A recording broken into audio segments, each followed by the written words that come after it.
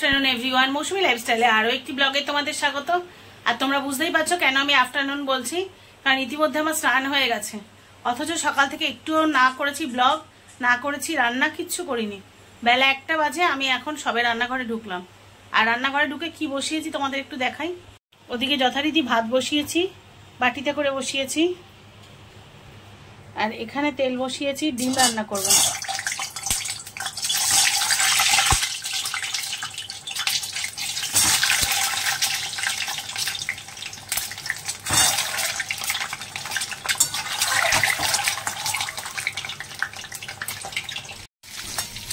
কত বেলা হয়ে গেছে, আজকে রান্না শুরু করতে পারিনি।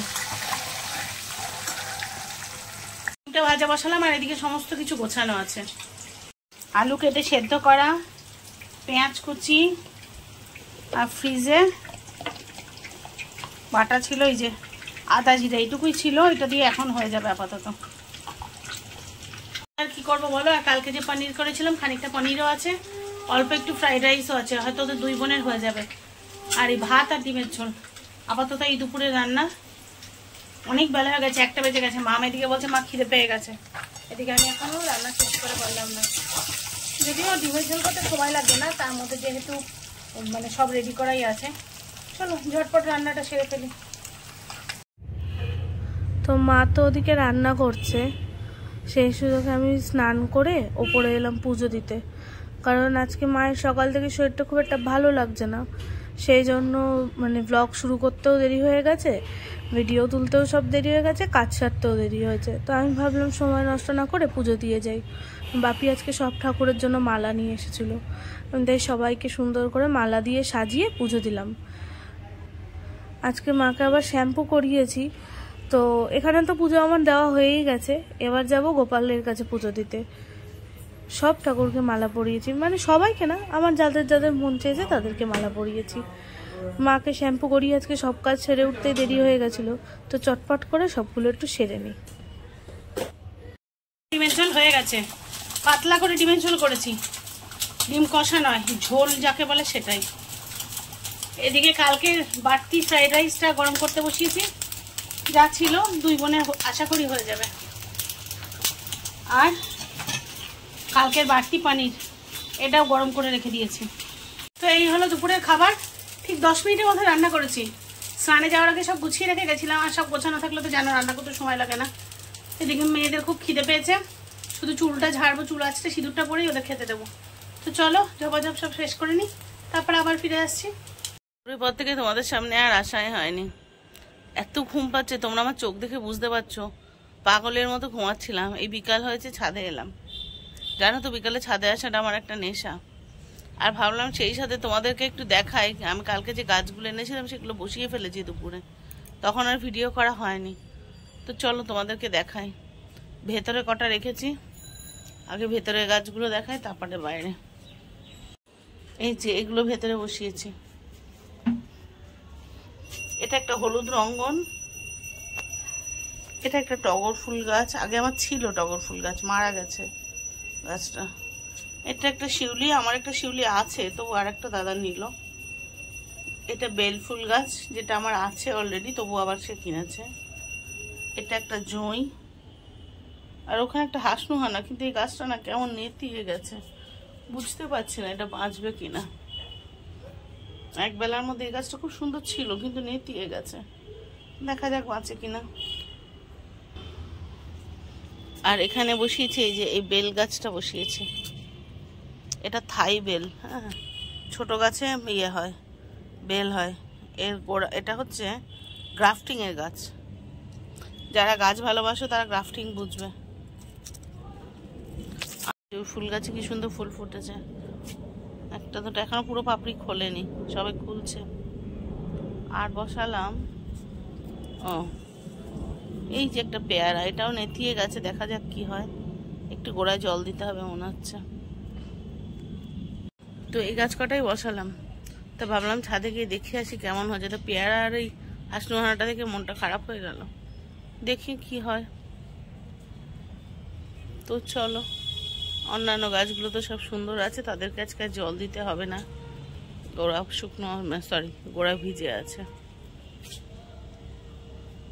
এই এবার গিয়ে একটু বসে থাকি, কারণ ছাদের সাংঘাতিক রকমের হাওয়া, ভালো লাগে না ছাদ থেকে নিচে নামতে। এই যে দেখো, এটা আমাদের ভাসুরের বাড়ি। হ্যাঁ, এ ঠিক ওই পাশটা পুকুর, এখান থেকে দেখা যাবে না পুকুরটা, আর সেই জন্য এত সুন্দর হাওয়া দেখবে। এই দেখো পুকুরটা, পুকুরটা তোমরা আগেই দেখেছো। এই পুকুরটার জন্যই এত হাওয়া আমাদের ছাদে, আর সেই জন্যই ছাদে এলে নিচে নামতে ইচ্ছা করে না। দারুণ হাওয়া, ঘরের ফ্যানের হাওয়া বলো আর এসি বলো, এই হাওয়ার কাছে ফেল। দাদা গেছে দোকানে মনে হয় বাচ্চাদের কিছু খাবার, কেক ঠিক আনতে। ভালো লাগছে না যে কিছু করব। কালকে ডায়ালিসিস না, দেখো আবার চোখ মুখ ফুলেছে। তোমরা আমার থেকে ভালো বুঝতে পারো, দেখো চোখ মুখ ফুলে গেছে। কালকে ডায়ালিসিস হলে আবার চোখ মুখ শুকিয়ে যাবে। তো এই মাঝে 2-1 দিন ভালো থাকি, আবার 2-1 দিন এলোমেলো হয়ে যায়, এই করেই আমার জীবন। চলো একটু বসি এখানে, তারপরে নিচে যাই। বসে ভালো লাগছিল না, তো ভাবছি একটুখানি ঘুরে আসি। তো এই যে দুজনেই রেডি হয়েছি, তা ভাবলাম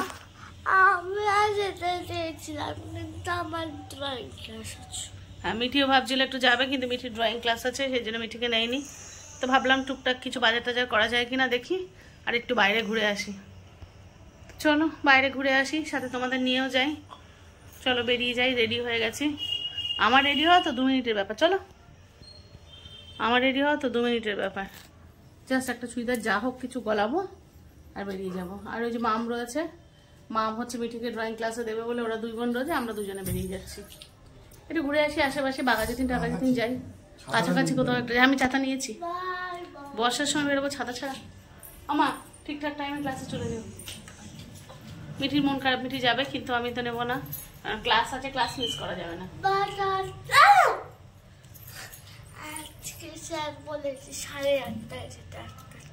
হ্যাঁ তাই, এখন 7:30 বাজে, 1 ঘন্টা পরে ক্লাস। আমি তো 1 ঘন্টার মধ্যে ঘরে ঢুকবো না। তো চলো সঙ্গে থাকো, টাটা টাটা। তো বেরিয়ে পড়েছি,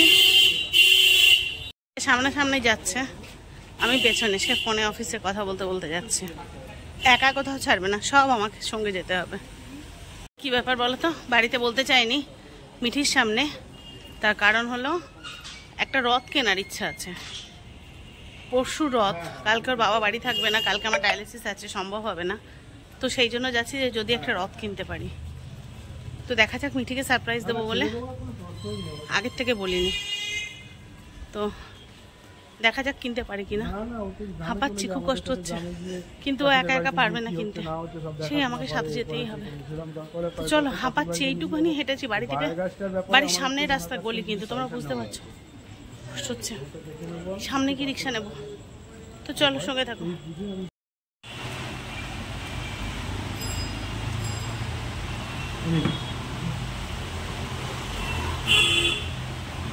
একটু ভালো করে একটু, হ্যাঁ ঠিক আছে। আমি বাজার দিয়ে ঘুরছিলাম, ঘুরতে ঘুরতে মায়ের এখানে হঠাৎ দর্শন পেয়ে গেলাম, এলাম মাকে একটু পুজো দিতে, ভীষণ ভালো লাগছে। চলো এবার একটা রথ কিনি।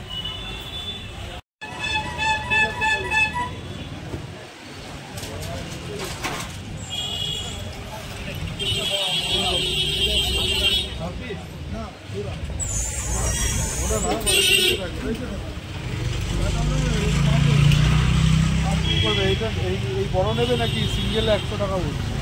সিঙ্গেল নিয়ে কি হবে? না না, ওই 3, না না ওইখান থেকে ওই যে ওই 3টে সেট না, এই 3টে সেট। এই একটা গ্রিন গ্রিন জামা দেখলাম, ওটা একটু কম হবে না? সোলার বল, রং বেরঙের সোলার বল দেখো, আর এইখান থেকে মালা দেখো একটা।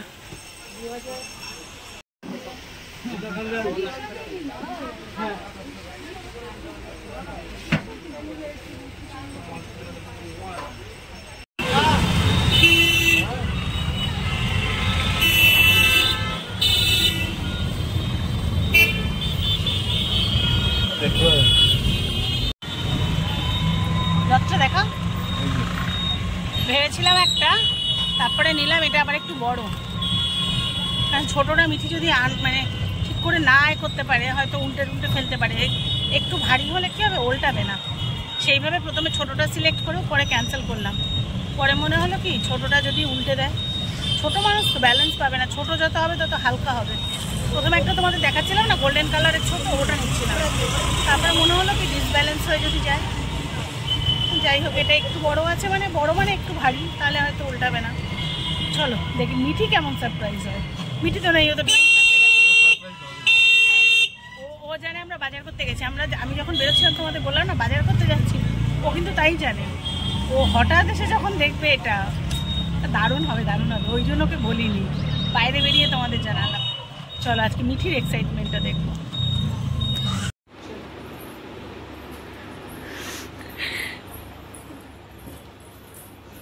দাঁড়াও, খুলবে না চোখ, এগিয়ে যাও, তুমি চলে যাও, আমি লাইট জ্বেলে দেবো।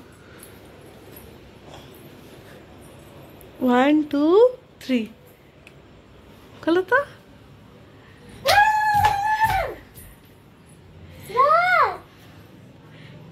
ভালো আছে? কেমন আছে রথটা? পছন্দ হয়েছে? দেখি তো, তুমি একটু তাকাও এদিকে। পছন্দ হয়েছে? কেমন সারপ্রাইজ হয়েছো কি?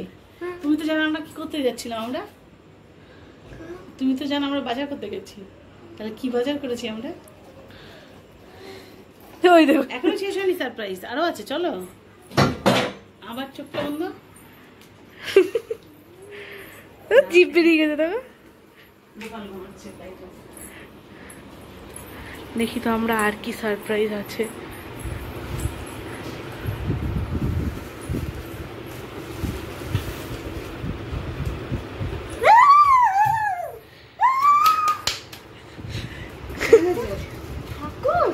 রথে বসাতে হয়তো, তা রথ সাজিয়ে দেবো আমি। বলো,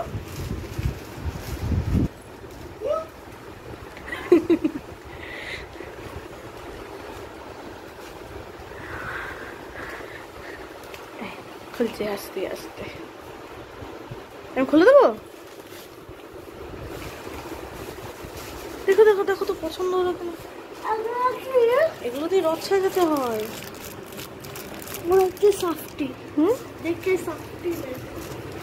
পছন্দ হয়েছে? লাফাচ্ছে, লাফাচ্ছ তুমি আনন্দে?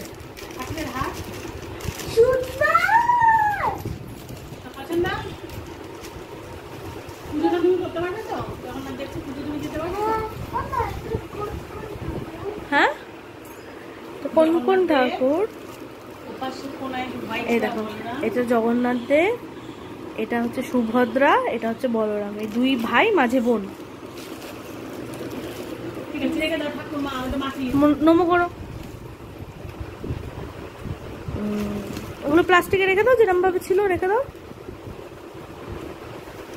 তুমি খুশি? তুমি খুশি আগে বলো। আচ্ছা, তুমি সাজিও। খুশি? তো আমাদের খাওয়া দাওয়া সব হয়ে গেছে। রাত্রেবেলা সবাই রুটি খেলাম। আমি তো সেই রুটি প্রথম কাল মুখে দিয়েছি আর মনে হচ্ছে বমি চলে এসছে। দেখো কালকে ডায়ালিসিস, আজ থেকে শরীর খারাপ অটোমেটিক্যালি শুরু হয়ে গেছে। মানে কি, আমি একদিন ঠিক থাকি তো দুদিন, মানে নিজের ওপর আজকাল নিজেরই বিরক্তি লাগছে। যাই হোক, তারপরে অল্প করেই খেলাম, কিন্তু খেতে হবে যেহেতু কালকে ডায়ালিসিস, খেতে তো বাধ্য আমি। খাওয়া দাওয়া হয়ে গেছে, এখন মিঠিকে ওষুধ খাওয়াবো, নিজে ওষুধ খাবো আর ঘুমাবো। প্রচন্ড ঘুম পাচ্ছে। তো হচ্ছে ঘুম পাচ্ছে, চোখ টেনে আসছে। আর দেখো কালকে ডায়ালিসিস, আজকে কিন্তু মুখটুক আবার যথারীতি ফুলে গেছে। আবার যে কালকে জল টল বেরিয়ে যাবে, আবার মুখটা শুরু হয়ে যাবে। আর জানি কালকে মানে হবে তোমার ডায়ালিসিসের পর শরীর খারাপ হবে, এটুকু তো গ্যারান্টি। মানে আমি আর নিজের উপর ভরসা পাই না। মিঠি দুষ্টুমি করো না মা, কথা বলতে দাও। তো সেই জন্য দুপুরবেলা যে ডিমের ঝোল এক্সট্রা ছিল, কারণ 6টা ডিমের ঝোল করেছিলাম, আবার একটু পনিরও আছে, সেগুলো সব রেখে দিয়েছি। রাত্রে আর খাইনি, রাত্রে আলাদা তরকারি আর রুটি কিনে আনলো, তাই খেলাম। কারণ 2টো ডিমের ঝোল থাকলে 2 বোনের হয়ে যাবে। আচ্ছা, একটু পনির আছে। আর ভাবছি ভাত যখন করা হবে একটুখানি পটল আলু সেদ্ধ দেওয়া হবে, আর আমি একটা সেদ্ধ ডিম করে নেবো, এগ বাইটটা নিয়ে নেবো, হয়ে যাবে দুপুরের খাবার। তারপর রাত্রেবেলা ভাববো কি হবে না হবে। তো সেই জন্য এবার আর দুপুরবেলা ওর বাবা বাড়ি থাকবে না, অত প্রয়োজন নেই দুপুরে রান্নার। 2 বোনের মতো তরকারি রয়ে গেছে। তোমরা তো জানোই ডায়ালিসিসের দিন দুপুরবেলা আমি জেনারেলি রান্না করি না। তো যাই হোক এই, আর আজকে যে সকাল থেকে যে ব্লগটা শুরু করবো, সে আমার এত শরীর খারাপ লাগছে, ঘুম ঘুম ঘুম ঘুম করে শেষ হয়ে গেলাম। ইচ্ছাই করছে না, উঠে চুপ করে সোফায় বসছি, একবার বিছানায় বসছি, একবার শুয়ে পড়ছি, ঘুমাতে পারছি না কিন্তু কিন্তু চোখ টেনে ঘুম আসছে। যাই হোক, সেই জন্য ব্লগটা ছোটও হয়ে গেল। তো চলো আজকের ব্লগটা এখানেই শেষ করি। সবাই যে যেখানে আছো ভালো থেকো, সুস্থ থেকো। আর যদি কোনো নতুন বন্ধু আমার চ্যানেল ভিজিট করে থাকো তাহলে প্লিজ আমার চ্যানেলটাকে সাবস্ক্রাইব করে আমার চ্যানেলের পাশে থেকো। আর যদি আজকের ব্লগটা একটুও ভালো লেগে থাকে লাইক কমেন্ট শেয়ার করে পাশে থেকো। দেখা হচ্ছে নতুন ব্লগে, ততক্ষণের জন্য সবাইকে শুভরাত্রি।